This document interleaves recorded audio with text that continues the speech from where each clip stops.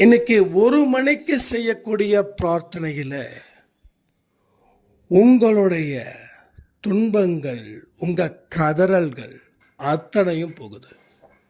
இந்த 1 மணிக்கு சாயப்பா உங்கள் முன்னாடி வந்து நிற்கும்போது உங்கள் உடம்பு மெய் சிலிர்க்க போகுது. உங்களை கதற விட்டவனை நீங்கள் கதற விட போகிறீங்க. உங்களை பழி வாங்கினவங்களை நீங்கள் பழி வாங்க மாட்டீங்க. அவன் வெட்கப்பட்டு தலை குனிஞ்சு நீங்கள் இருக்கிற இடம் இல்லாமல் தெரித்து ஓடக்கூடிய ஒரு சம்பவமும் இன்னும் சில நாட்களில் நடக்கப் போகிறது. உங்களுடைய துரோகிகளுக்காக நீங்கள் இப்போவே பிரார்த்தனை பண்ணுங்க. நான் எச்சரிக்கிறேன், உங்களுடைய நிலை ரொம்ப மோசமாக போக போகுது. உங்கள் நிலையோ இன்னும் உயர்ந்த இடத்துல போக போகுது. என்னைக்கு உங்கள் முகத்தில் சிரிப்பு வருதோ அன்னைக்கு அவர்கள் அழுவார்கள். என்னைக்கு நீங்கள் அழுதுட்ருக்கீங்களோ அவங்க சிரித்து கொண்டே இருப்பார்கள். இப்பொழுது வரைக்கும் உங்களுடைய எதிரிகளாக இருக்கட்டும், உங்கள் நம்பிக்கை துரோகிகளாக இருக்கட்டும், அவர்கள் சிரித்து கொண்டே இன்னும் அதர்மமான வேலைகளை செய்து கொண்டே இருக்கிறார்கள். அவர்களுக்கு நல்ல பாடத்தை கடவுள் இந்த பதிவின் மூலமாக உங்களுக்கு உணர்த்தப் போகிறார். ஸோ நிச்சயமாக இந்த பதிவு இந்த கேட்டதுக்கு அப்புறம் கரெக்டாக 1 மணிக்கு சாயப்பா முன்னாடி வந்து உட்கார்ந்து பிரார்த்தனையின் மூலமாகத்தான் எல்லா அற்புதங்களும் உங்கள் வாழ்க்கையில் நடக்க போகுது. ஸோ கவனத்தோடு செயல்படுங்க. வெற்றி நமக்கே.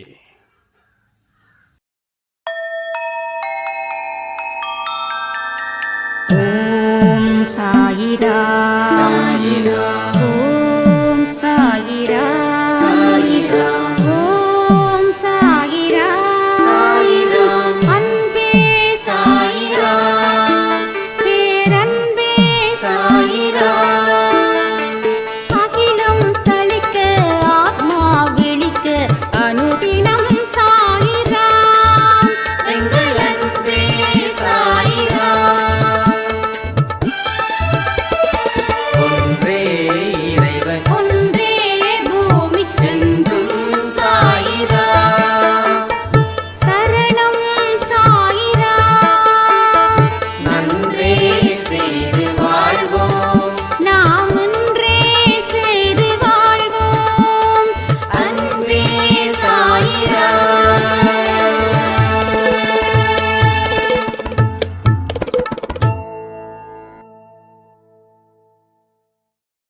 சாயிராம். என் உயிரானவர்களே, நிச்சயமாக இங்கே ஒவ்வொரு மனுஷனுக்கும் சாயப்பா அளவில்லாத வாய்ப்புகளை வழங்கப் போகிறார். வாய்ப்புகளை ஏன் வழங்கணும்? நீங்கள் இத்தனை நாள் கதறின கதறலுக்கு அவர் பதில் சொல்லாமல் இருக்க முடியுமா?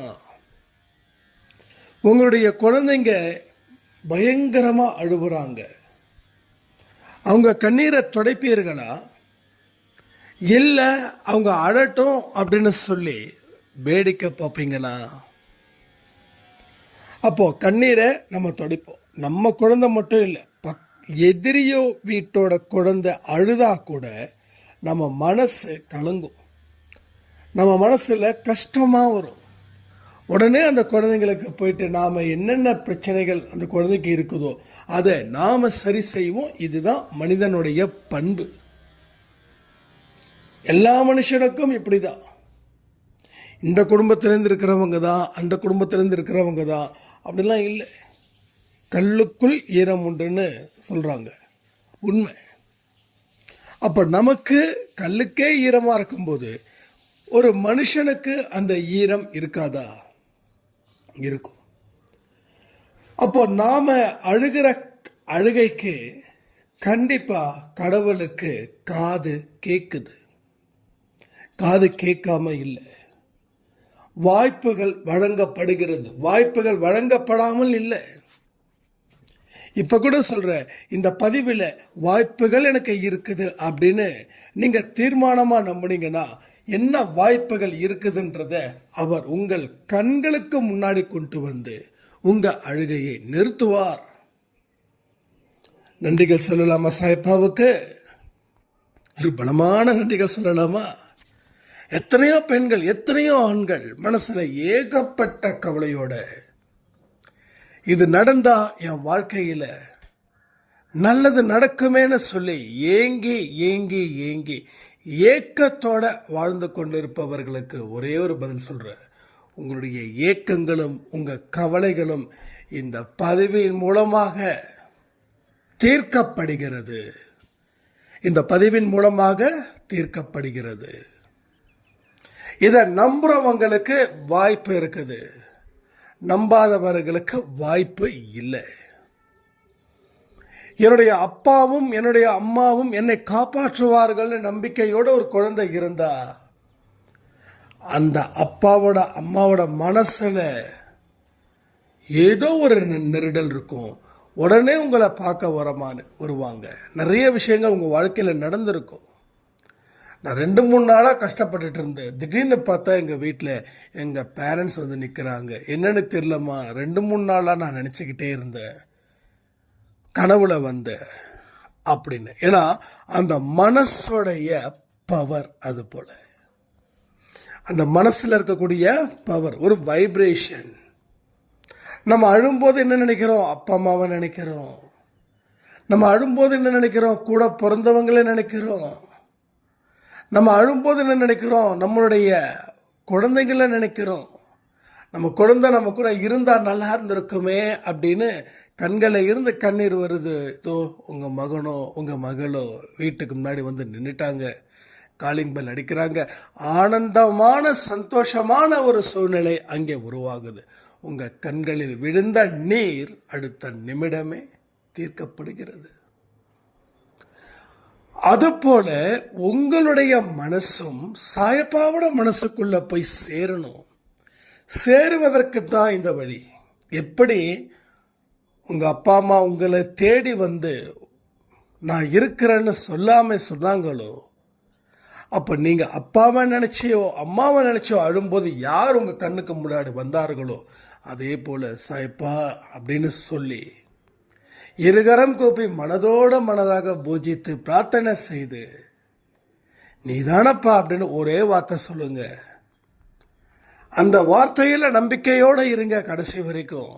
நம்பிக்கையை தயவு செய்து மிஸ் பண்ணாதீங்க. நம்பிக்கையை மிஸ் பண்ணா ஒரு அழகான லைஃபை நீங்க மிஸ் பண்றீங்கன்னு அர்த்தம். அப்ப அந்த நம்பிக்கைக்குரிய வரிகளை நான் இப்ப சொல்லியிருக்கேன் இல்லையா, அதுதான் நீதானப்பா எனக்கு இருக்கிற. வேற யார் இருக்காங்க? வேற யாருக்கிட்ட நான் என்னுடைய துக்கத்தை சொல்ல முடியும்?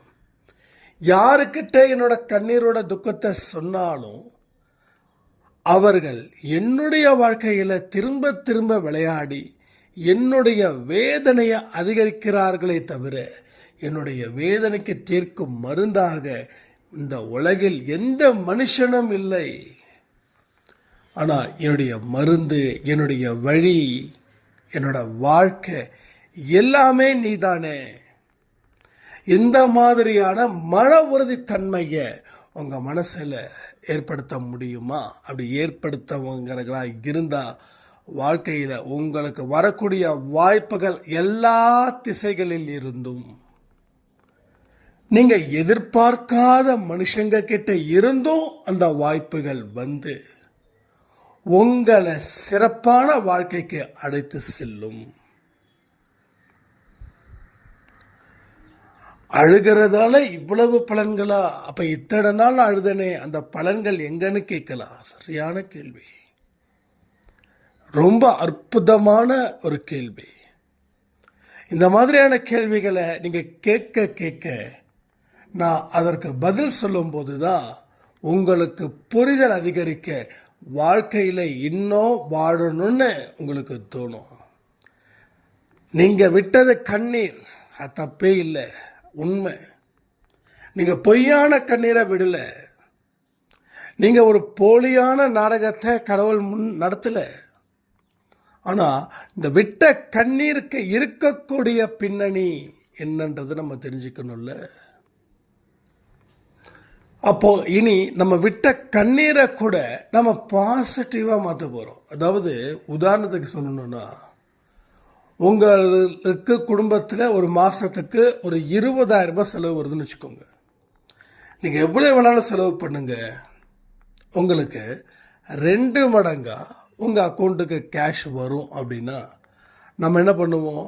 நிறைய செலவு பண்ணுவோம். 50,000 செலவு பண்ணால் 1,00,000 ரூபாய் எனக்கு அக்கௌண்ட்டில் வருதுன்னு ஒரு ரூல்ஸ் வரக்கூடிய கவர்மெண்ட்டில் இருக்கிறவங்க சொன்னாலும் சொல்லுவாங்க, ஒரு திட்டத்தை விடுவாங்க, சொல்ல மாட்டாங்க. ஒரு உதாரணத்துக்கு சொல்கிறேன். அப்போது நமக்கு செலவு செய்தாலும் பலன் இருக்குது. இங்கே கண்ணீர் விட்டும் பலன் இல்லை. ஆனால் ஒவ்வொரு சொட்டுக்கும் கண்ணீருக்கும் பலன் இனி உங்கள் வாழ்க்கையில் இருக்கும். அப்போது அந்த கண்ணீர் விட்டதோட பின்னணி, கடவுளே நீ தான் என்னை காப்பாற்றணும்னு சொல்லி உங்கள் மனசில் இருந்து வரக்கூடிய கண்ணீருக்கு மட்டும்தான் முக்கியத்துவம். அதுதான், அந்த கண்ணீர் தான் உங்களுக்கு மிகுந்த பலன்களை அது ஏற்படுத்தும். நம்ம அடிக்கடி சொல்லுறோமே, இதுதான் உன்னோட கடைசி சொட்டு கண்ணீர் அப்படின்னு. அது சிலருக்கு நடந்திருக்குது, பலருக்கு நடக்கலை. அந்த பலராக நீங்கள் இருந்தீங்கன்னா இனி உங்கள் கண்ணீருடைய தலையெழுத்தையே மாற்றி அது புது சக்தியாக நீங்கள் உருவாக்க முடியும். வழக்கம் போல் இன்னைக்கும் 1 மணி பிரார்த்தனை. இந்த 1 மணி பிரார்த்தனையில் நாம் என்ன செய்ய போகிறோம்? நாம் கடவுள் முன்னாடி மனம் உருகி உங்கள் வாழ்க்கையில் நடந்த ஏமாற்றங்களை நினச்சி அவர் முன்னாடி வாய் விட்டு சொல்லுங்க. அடுத்தது எல்லாத்தையும் முடிச்சிட்டு ஒரு 2 நிமிஷம் அமைதியாக இருங்க. 2 நிமிஷத்துக்கு அப்புறம் கடவுள்கிட்ட சொல்லுங்க, உன்னை விட்டா எனக்கு யாருமே இல்லை, நீதான் என் வாழ்க்கைக்கு வாய்ப்புகளை வழங்கணும், என் வாழ்க்கையில் நானும் மனுஷனாக இருக்கணும், அதற்கு நீதான் என்னை ஆசீர்வதிக்கணும், உன்னை விட்டால் வேற யாரு சாய்ப்பா இருக்காங்கன்னு சொல்லி மனமுருகி கேளுங்க. மனம் உருகி தான் கேட்கணும். திருஞான சம்பந்தரோ மாணிக்க வாசகரோ இவங்களுடைய பிரார்த்தனை எப்படி இருந்ததுன்னா, மனதை உருக வைக்கும் பிரார்த்தனையாக இருந்தது. அதான் கடவுள் நேரடியாக வந்து காட்சி அளித்தார் சொல்கிறாங்க. It's a true. உங்கள் வாழ்க்கையில் இதுவரைக்கும் உண்மையான விஷயத்தை நம்ம பார்க்கல. நாம் பார்த்தது எல்லாமே பொய்யான விஷயங்கள், பொய்யான வேஷங்கள். ஒரு மனுஷன் உங்களுக்கு நம்பிக்கை கொடுக்குறான் அப்படின்னா அவன் உண்மையாக இருந்தால் உங்கள் கடைசி காலம் வரைக்கும் இருப்பான். துன்பப்படும் போது உங்கள் கண்ணீரை அவன் துடைப்பான். ஆனால் உண்மையான மனிதர்கள் இல்லை, போலியான மனிதர்கள் கஷ்டப்படும் போது உங்களை விட்டு விலகுனாங்க, உங்களை கேவலப்படுத்தினாங்க, அசிங்கப்படுத்தினாங்க, திட்டுனாங்க, இன்னும் என்னென்ன வார்த்தைகள் எல்லாமே இருக்கோ அத்தனை வார்த்தைகளையும் உங்கள் முன் கொட்டினார்கள்.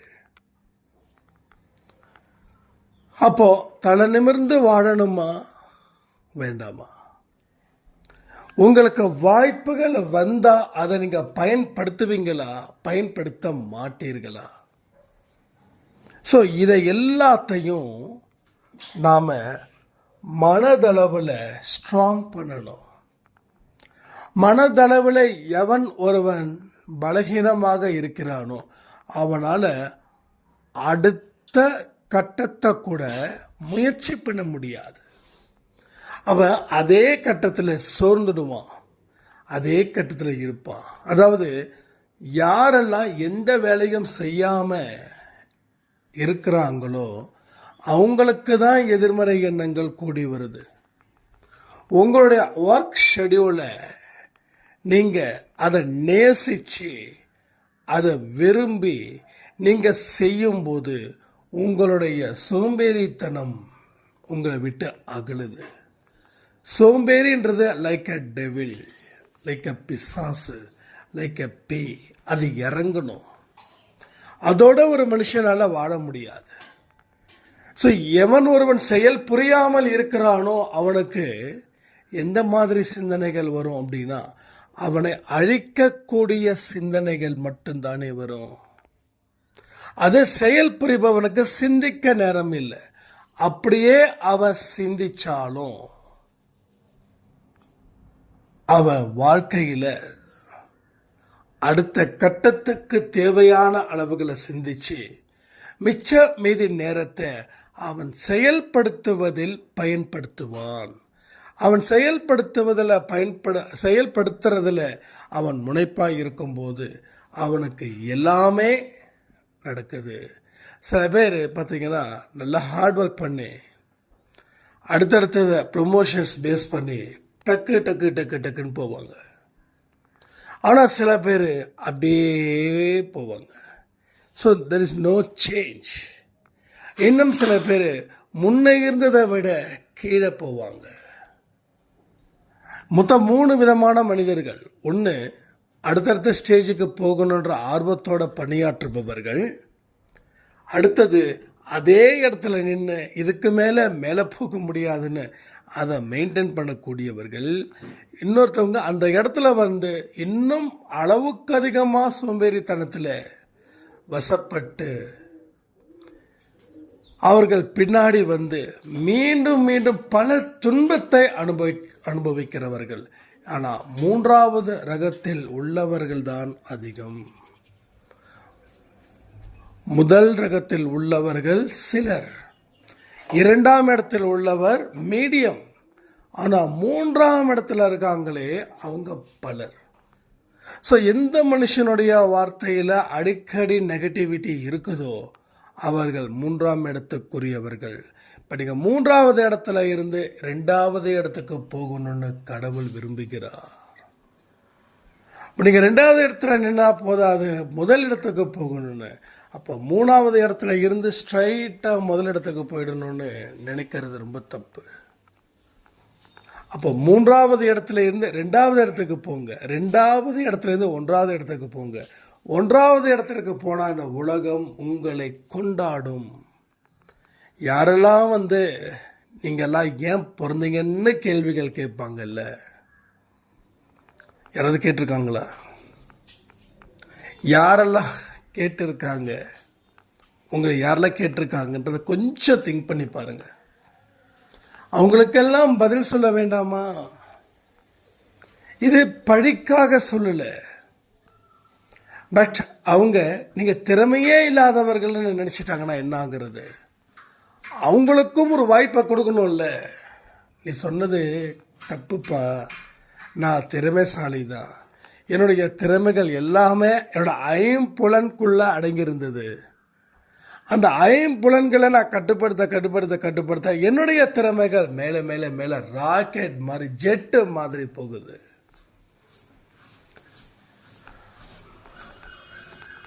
அப்போ நீங்கள் உயர உயர உங்கள் பெற்றோர்களுக்கு நீங்கள் மதிப்பும் மரியாதையும் அந்த வெற்றியை காணிக்கை ஆக்குகிறீர்கள். உங்கள் உண்மையான நண்பர்களுக்கும் சந்தோஷத்தை ஏற்படுத்துகிறீர்கள். உங்கள் எதிரிகளுக்கு தகுந்த பாடத்தை சொல்லிக் கொடுக்குறீங்க. உங்கள் எதிரிகளை சரணடைய வைக்கிறீர்கள். இதெல்லாம் நடக்கும்.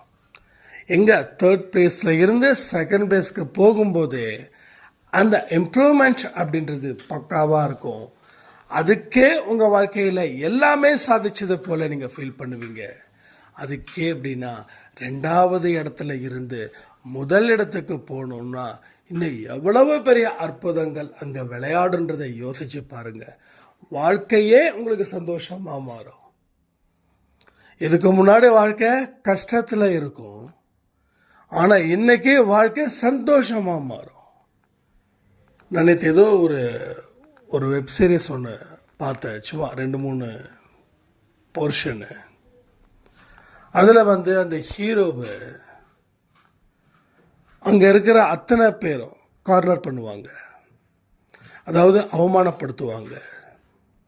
ஒரு 2 டிபார்ட்மெண்ட் மாதிரி, அதாவது ஹாட் ஸ்டாரில் ரிசார்ட் அப்படின்னு சொல்லி ஒரு வெப் சீரிஸ். அது நம்ம விஷ்ணு சாயரா பார்த்துட்டு இருக்கும்போது சும்மா அப்படியே வந்து உட்காந்து நான் பார்த்தேன், கொஞ்சம் ரிலாக்ஸ் பண்ணுறதுக்காக. அப்போ அதில் வந்து பார்க்கும்போது அந்த ஹீரோவை அத்தனை பேரும் வறுத்தெடுக்கிறாங்க. ஒருத்தவனை முன்னேற விடாமல் தடுக்கணும், அதுக்கு என்னென்ன வழிகள் இருக்கோ அதை சிறப்பாக செய்தார்கள். ஹீரோவால் எந்த ஒரு தோல்வியையும் துன்பத்தையும் ஏற்றுக்க முடியலன்னு சொல்ல முடியாது. அவன் மிகப்பெரிய கொடுமையான வழியில் இருக்கான். அவனுடைய அம்மாவையும் அவனுடைய தங்கச்சியையும் காப்பாற்றணும். ஏகப்பட்ட கடன்காரர்கள் வீட்டுக்கு முன்னாடி வந்து ஒரு வயசுக்கு வந்த பொண்ணு வீட்டில் அந்த பொண்ணை ஒரு மாதிரி பார்ப்பதும் போவதும் அப்படின்றத போல் அந்த பொண்ணு சொல்லும் போதே நம்ம கண்ணு கலங்குது. ஒரு இயல்பான வாழ்க்கையை கூட எத்தனையோ ஒரு 18-20 வயசு பெண்கள் எல்லாமே சந்தோஷமாக வாழக்கூடிய இடத்துல இருக்கும்போது இந்த மாதிரி பெண்களும் அக்கா தங்கச்சிகளும் நம்ம அன்பே சாய் குடும்பத்திலேயும் இருக்க தானே செய்கிறாங்க. அப்போ அந்த கடனை அடைச்சிட்டா இந்த குடும்பத்தில் இந்த மாதிரி மோசமான சம்பவங்கள் நடக்காதுன்னு ஹீரோ போராடுறான். ஆனால் அவனோட ஒவ்வொரு போராட்டமும் மற்ற மனிதர்களால் பொறாமை பிடித்த மனிதர்களால் வீழ்த்தப்படுகிறது. அவன் நிலக்குலைஞ்சு போகிறான். அதையெல்லாம் பார்க்க எனக்கு கண்ணு கலங்குச்சு. ஒரு மனுஷனுக்கு எவ்வளவு பெரிய வலி, எவ்வளவு பெரிய இடி. ஏன்னா இதெல்லாம் நம்ம பார்த்துட்டு தான் வந்தோம். ஒன்று புரிஞ்சுக்கோங்க, இந்த உலகத்தில் நல்லது செய்ய ஒருவனும் இல்லை நம்ம கீழே விழும்போது. ஆனால் கீழே விழுந்தவன் எழுந்திருக்கக்கூடாதுன்னு பலர் நம்மளை போட்டு மிதிப்பாங்க. அந்த மிதிக்கிற லிஸ்ட்டில் நானும் சரி, விஷ்ணு சாய்ராமும் சரி, அந்த லிஸ்ட்டில் நாங்கள் இருந்தோம். எங்களை போட்டு மிதிச்சாங்க, மேலே எழக்கூடாதுன்னு. என்னுடைய வாழ்க்கையையே உங்களுக்கு அனுபவ பாடமாக நான் வைக்கிறேன். என் வாழ்க்கையில் நடந்த எல்லா விஷயத்தையும் நான் ஏன் ஷேர் பண்ணுறேன்?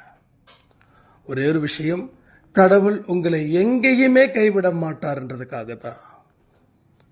நீங்கள் விழுந்துட்டீங்கன்னா இவன் வருவான் அவன் வருவான்னு நினைக்காதீங்க. நீங்கள் நினச்சி காத்து இருந்து அதன் மூலமாக வரக்கூடிய கண்ணீருக்கு பலன் இல்லை. என் சாயப்பா இருக்கிறான்டா அப்படின்னு நினச்சி அவருடைய தயவில் நீங்கள் எழுந்திருக்க முயற்சிகள் செஞ்சீங்கன்னா எவெல்லாம் போட்டு மிதிச்சானோ அவன் அத்தனை பேருக்கு காணாமல் போவான். இது என் வாழ்க்கையில் நடந்தது, அதை நான் சொல்லிட்டேன். இது உங்களுக்கு நல்ல அனுபவ பாடமாக இருக்கணும்னு. ஸோ விட்ட கண்ணீர் ஒரு நாள் உனக்கு பலன் மேலே பலன் தரும். ஆனால் அந்த கண்ணீருக்கு பின்னாடி மனுஷன் இப்படி பண்ணிட்டானேன்னு நினைக்காத, கடவுள் இருக்கிறானேன்னு நினச்சி அந்த வலி வருது இல்லையா, அந்த வழியில் வரக்கூடிய கண்ணீரை கடவுளுக்கு சமர்ப்பணமாக்கலாம்.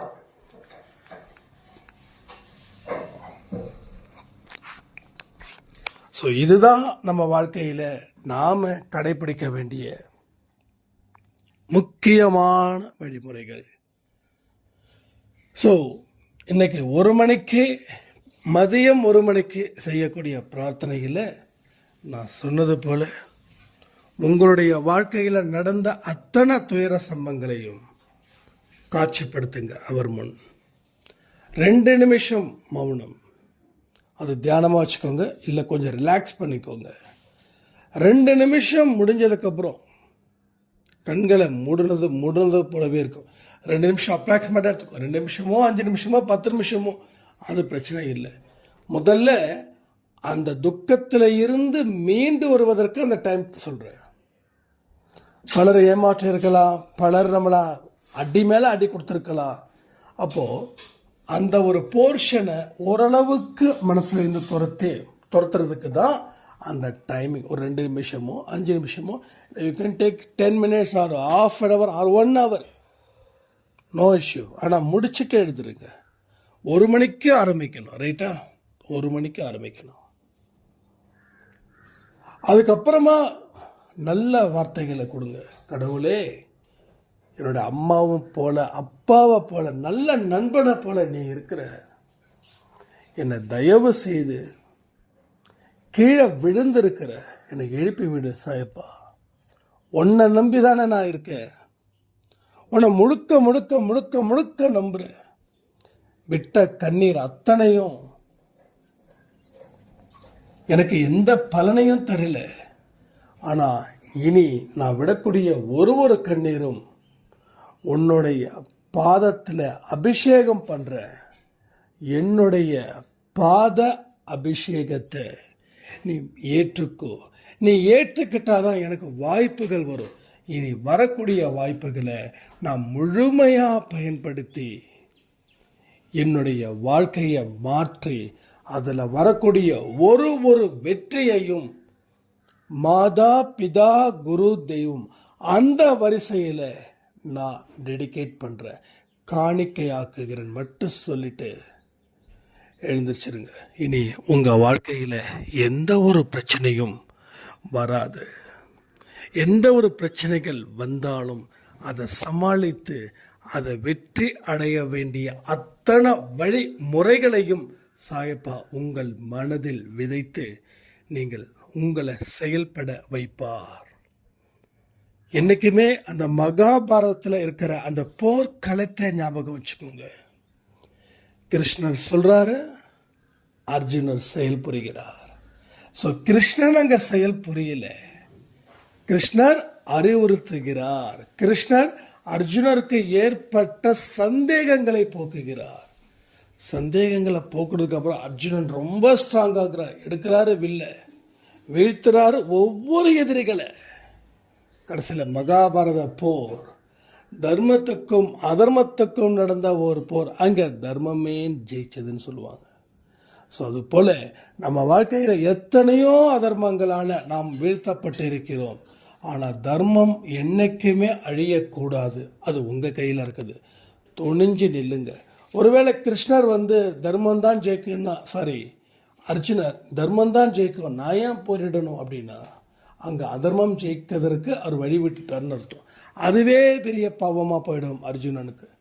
ஆனால் கிருஷ்ணர் சொல்ல அர்ஜுனோட சந்தேகங்களை ஏகப்பட்டது கேட்க அதான் பாரதமாக போச்சு. அதில் இருக்கக்கூடிய தெளிவுகள் கிடைச்சதால அவன் வீழ்த்தினா. இறுதியில் தர்மம் ஜெயிச்சது. தர்மம் ஜெயிச்சதுக்கு காரணம் அவன் செயல் புரிந்ததால் அவன் வெற்றி அடைந்தான் சொல்லி இந்த பதிவை நான் முடிக்கிறேன். நைட்டு 8 மணிக்கு நல்ல ஒரு பதிவில் மீட் பண்ணலான்னு சொல்லி இன்றைக்கி காலையில் வெற்றி நிச்சயம் சாயம் சத்தியம் பப்ளிஷ் ஆகிருக்குது. தயவுசெய்து பாருங்கள். டெஃபினட்டாக மேக்ஸிமம் கொடுக்க நம்ம ட்ரை பண்ணுறோம். வாட்ஸ்அப்பில் என்னோடய நம்பர் சேவ் பண்ணி இருக்கிற அத்தனை பேருக்கும் என்னுடைய ஸ்டேட்டஸில் அந்த வீடியோ லிங்க்கு நிச்சயமாக இருக்கும். ஸோ எந்த டைமையும் தயவு செய்து மிஸ் பண்ணாதீங்க. ஆக்கப்பூர்வமான விஷயத்துக்கு செயல்படுத்துங்க. நீங்கள் ஆக்கப்பூர்வமான விஷயத்துக்கு செயல்படுத்தும் போது ஆக்ரோஷமான மனநிலை உங்களை விட்டு அகன்று உங்கள் வாழ்க்கையை நல்வழிப்படுத்தணும்னு சொல்லி இந்த பதிவை நான் முடிக்கிறேன். ஜெய் சாய்ராம்.